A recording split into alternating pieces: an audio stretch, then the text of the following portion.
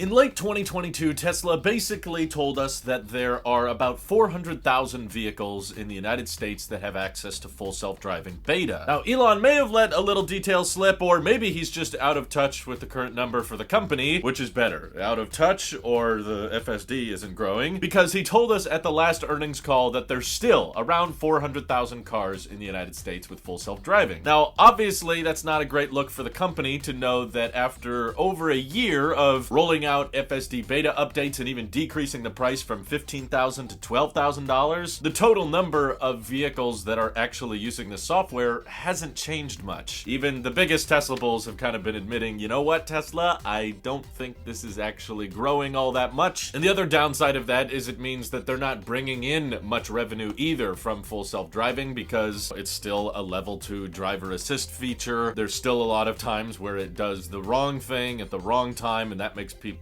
distrusting of it. Or it could play into the fact that in more recent history, Tesla has given people access to 3 months of full self-driving, especially when using a referral code, and maybe when people experience it and use it for 90 days for free, they quickly realize, okay, you know what?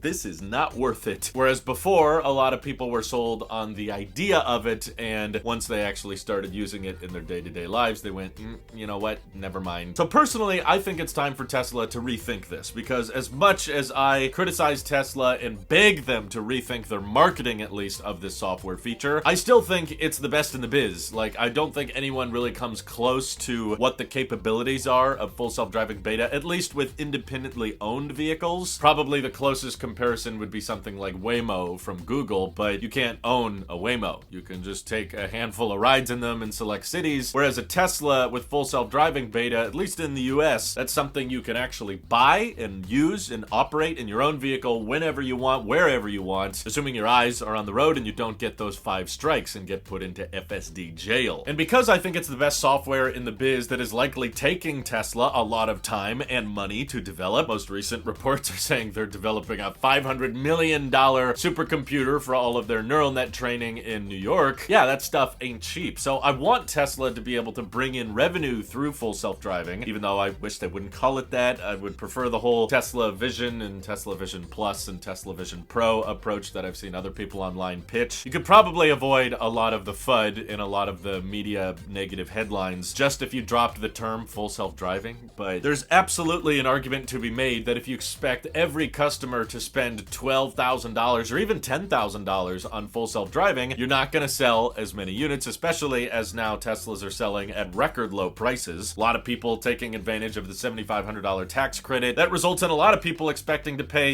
around $36,000 for their Tesla. So if you try to upsell someone who's barely able to afford a $36,000 car on a $10,000 software package, yeah, that's just not going to work all that well. So I know it's easy to just suggest that they lower the price even more substantially. I've seen a lot of people floating around on the internet saying, let's bring it back to $6,000 or $5,000, which sure, I'm fairly confident that would result in a big uptick in sales, because suddenly a bunch of people that were swearing off full self-driving and saying, no, I'm never going to buy that, would suddenly go, hey, only $6,000. Okay, that's a little bit more reasonable. Again, I don't think the take rate would be much more than 40% of Tesla's customers, but I would actually suggest a different pricing model to avoid a lot of confusion and upset customers who had already purchased full self-driving. I know there's probably a lot of you out there watching that have spent $7, $8, or $10, $12, some of you, unfortunately, $15,000 on this software package. And yeah, it would pretty much be a giant spit in the face for Tesla to just one day wake up and say, you know what, actually, it's $6,000 now. Especially people that bought FSD and roped it into their lease payments or their loan payments. I know, that hurts the heart. And again, I don't think the overall take rate is really going to change all that much, because for a lot of people, they just don't trust the self-driving stuff. So it could be $4,000 and they probably still wouldn't buy it. And in the business world, a lot of the biggest, most profitable tech companies out there have quickly figured out the best way to make a sale is to present the smallest possible price to someone, even if that requires financing and low interest APR and all that crap. Apple, Samsung, and Google know if they show you the monthly price of a product, they're far more likely to win you over on a sale than the total upfront price. And I do think think Tesla's a pretty big, pretty modern tech company. They should take some cues from that. And I'm not saying they need to offer 0% interest financing on full self-driving, but I do think they should look at it a little bit more like a taxi service, a robo-taxi, if you will. It's just a robo-taxi that you own and pay for yourself. Similarly to how Tesla rarely offers free unlimited supercharging on their cars anymore because they realize that's just way too much money down the drain, I think Tesla should change the full self-driving pricing model to be more on a per mile basis. The same way you would pay for an Uber or a Lyft or any taxi cab service, and you can just keep it a bit lower, of course, because you're not having to pay an individual. But of course, Tesla probably wants full self-driving revenue to come in a little bit more consistently than just hoping a bunch of people are willing to drop 5 figures on this software package randomly, especially as Tesla's slowly creeping into more and more budget territory, trying to double down on how affordable their vehicles are. FSD just doesn't fit with that, at least with the upfront price. But if you imagine if Tesla just starting people by the mile, so let's say you put in your destination and you're driving the way yourself, you can even use regular autopilot for free and all that, but if there's a little option during that navigation menu that says, hey, do you want me to complete the drive for you? Like you just push that little option on the touchscreen that says, you know, take me there and do it autonomously, then it starts billing you, let's say 10 cents or 15 cents a mile. Not a lot, and of course gives the very smallest possible price to the end customer. And of course Tesla would get a lot more self-driving data to add to the fleet. They could probably expand the number of cars willing to pay for that than just the initial 400,000 that hasn't really changed that much in the past couple years. Now imagine if you just change the full self-driving option into little $5 to $20 little trips. I don't think people would look at it as too difficult of a thing to stomach. Now sure, not 100% of Tesla customers are going to use it, but you can rope it into just like how in the referral program we have free supercharging miles. You could also have free full self-driving miles, and I think this would help avoid ticking off a lot of the people who have paid the $10,000 plus for FSD because they still feel like they got a good deal. Like, oh, I bought full self-driving back when they let you pay for it outright so you could have unlimited FSD miles. So they still feel like they got a little bit of a deal. They don't have to pay for things anymore, kind of like how early Tesla customers still get to brag about how I get free unlimited supercharging for life. I don't think you would tick them off as much if you started saying, let's just charge people 10 to 15 cents a mile. And of course, if you extrapolate that out, you know, the average American drives about 1,200 miles per month. If you were charging 15 cents a mile for most of that driving, that would equal out to about $180 a month in, you know, robo-taxi fees. That's close to the price Tesla's already comfortable charging for a month of FSD. You just pay $200 and they give it to you for 30 days. Now, a lot of people probably have a hard time stomaching that of like, oh geez, do I want to commit to a full month of FSD at $200? Or would you rather just commit to a few bucks here and there on an occasional trip? Of course, there's times where FSD doesn't perform all that great, and I think the real brand trusting and customer appreciation mindset towards this business model rework of FSD pricing is that you don't have to pay for it when you're not necessarily using it. I think that as Tesla is getting more into advertising and trying to win people over to buying certain software packages, I think that would be a really good message to send to people. Like, you only pay for FSD as you use it, and if you're not using it, then you don't have to pay for it. So if you deactivate full self-driving because it does something dangerous or it does something stupid in a construction zone or whatever, then you get to know that, okay, the bill has been shut off, the meter's no longer ticking, whereas you don't really have that with the current pricing structure. If you pay the $200 a month, or if you paid the 10 plus G's for this software, even when it does something stupid, even when it makes a mistake, even when you take over and you're the one driving, you're still paying for it. You still had to put that money down, even when you're disappointed by the performance of the software. And I think it would be a really great selling technique to know that any Tesla on the road that's basically capable of, you know, having hardware 3 and hardware 4, hopefully the Cybertruck is included in there too. Just at any time, if you want the car to take over, it can. If you're willing to shell out $5 to $10 whenever you feel like it, you know, I could even see people being willing to shell out the extra money when they've been driving all day and they get a little bit tired, but they don't want to stop. So for safety reasons, they turn it on. They're willing to spend a bit extra money. And I think this would really be a great showing of confidence from Tesla's end to say, hey, we believe this self-driving software is so good that we're going to let everybody have access to it for around 15 cents a mile. Or if in certain areas it doesn't perform as well, they could lower the price and say, how about right now it's 9 cents a mile or 5 cents a mile. And we're so convinced you're going to love it and use it all the time that we're going to bring in just as much revenue as the subscription model is that they're currently priced at, $200 a month, just because we think you're going to use it consistently. And I already know a bunch of people that pretty much only want to try out FSD beta on city streets anyway. You know, obviously the price of FSD is going to grow a lot faster if you're using it on the freeway, but people can just fall back to autopilot on the freeway if they really don't want to pay those extra fees. But I still think this pricing model would net Tesla far more income for their autonomous driving software than the current pricing model of expecting someone to shell out $200 a month or $12,000 for a one-time fee. There's just not a lot of people that can stomach that much money all at once, especially with the interest rates as high as they are, and especially with Teslas getting cheaper and cheaper. The price of FSD is kind of becoming a larger percentage of the total vehicle cost, and people are trying to switch to electric to save on gas money, right? So if you take all of the, hey, you don't have to spend $200 a month on gas, but you should spend it on full self-driving, yeah, that's a hard sale. But if you turn it into a per mile basis, then you might turn up the average customer willingness to spend money on FSD to about $50 a month on average, whereas right now it's probably closer to 30 or 20. It's pretty low because at least most crowdsourced data says that FSD take rate is like